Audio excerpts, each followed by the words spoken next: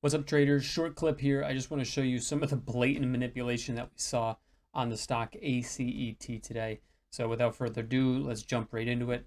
Let's see what we're looking at. So first thing I want you to pay attention to is the fact that we had sold off pretty good from the open, and then we had curled back up. A lot of this was likely a short squeeze, and then we were kind of consolidating in this area. I expected a sell-off here. I expected weakness, but not in the manner that we got it. So let's take a look at that. I'm just going to play this clip here and watch this ask up here. So we have a decent size ask. It's nothing crazy though, right at 1398. And then I think in a second here, we're going to see, yeah, there we go. So another seller joined the ask here, making it slightly larger. And at this point, we have a pretty sizable ask to short off of. So if you're interested in getting short here, you think that this is going to sell off like I did, you could short this with a pretty tight stop. Really good risk reward against that $14 level. Now let's continue playing the clip and watch the bid over here. I think it actually comes in at 1390, but watch the bid.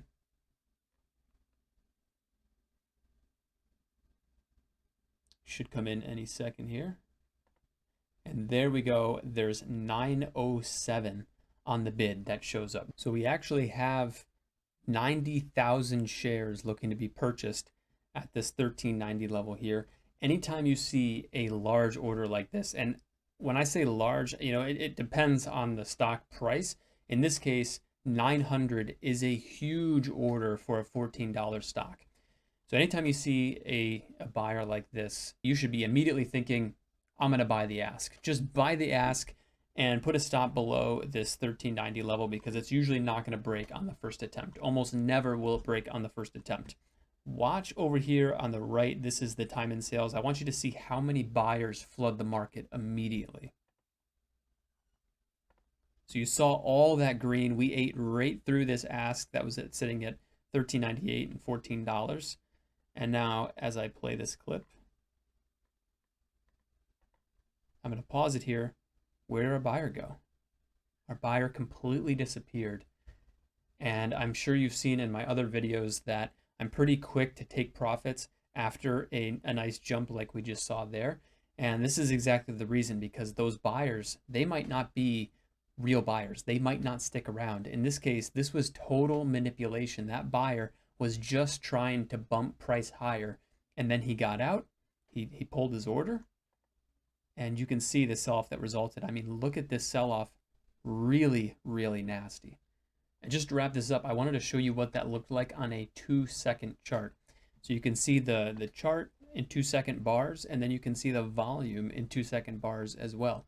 So this green bar here was that breakout where we saw that large order, and we broke out here. So you had about 84,000 shares traded worth of volume once that large order was spotted. And then in these two bars here, which are much larger than this breakout bar, we had about 84,000 shares dumped right there. And then we had this major candle here, which is likely a lot of people who were playing the longer term move before this, selling their shares, realizing that that was a total fake breakout and this move is going much lower. So what should our takeaway from this video be? Well, I would say one thing would be, if you spot a large order on the bid come in like that, it's a buy the ask situation when we trade the move away from the bid.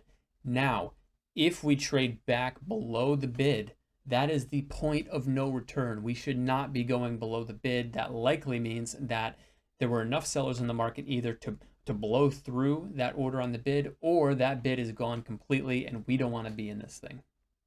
And as always, folks, thank you for watching. Check us out at diptraders.net, and we'll see you in the next video.